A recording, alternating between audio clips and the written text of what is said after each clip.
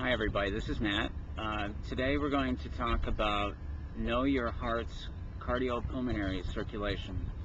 And this is just an overview of the interplay between the heart and the lungs. The cardiopulmonary circulation is essentially a pressurized fluid system, the fluid being the blood, and this is an interplay between the pressures within the heart, within the lungs, and within the circulation of the body. And this system works best if your heart rhythm is regular, if it's within a normal rate, if you are hydrated appropriately, and if there are not unusual resistances in the system. So we'll start just briefly with the heart. The heart, first of all, has to have an adequate heart rate and a regular rate, a sinus rhythm, and not too slow and not too fast a heart rate. That way you can get appropriate pumping action and both filling and emptying of each of the chambers. Also very important is that you're well hydrated. You have to have the appropriate volume in all of the chambers to be able to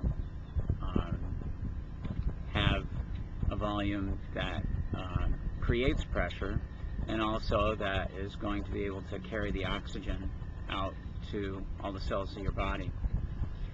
Then you have the lungs. The lungs are very important in that they exchange the oxygen and waste products at the level of the alveoli. If there are problems with pressures within the pulmonary arteries or pulmonary veins or disease in the lungs, this will cause problems in terms of making the heart work harder to pump blood to the lungs, or in perfusing the lungs such that the exchange of oxygen with waste products is not optimal.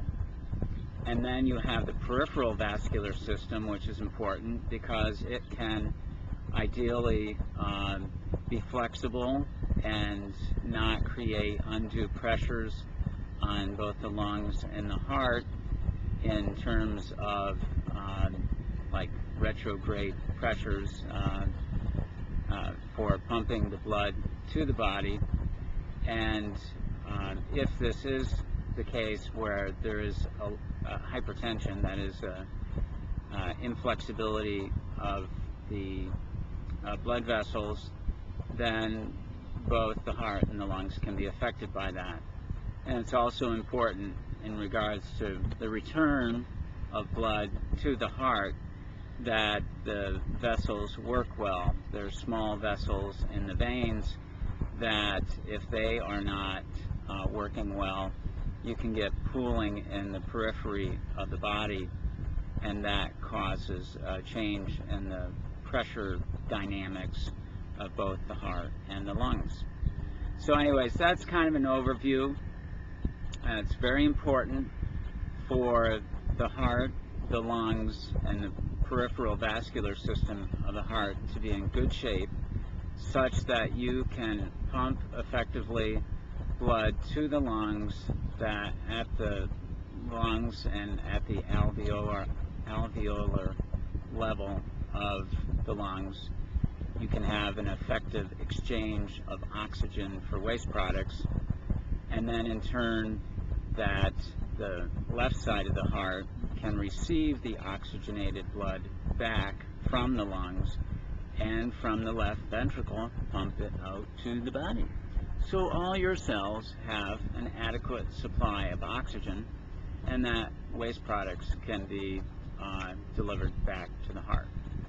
So that's the norm. I'll go into details later in specific segments and subparts of this presentation about how things don't always work well in the different parts of this system. Okay? Have a great day.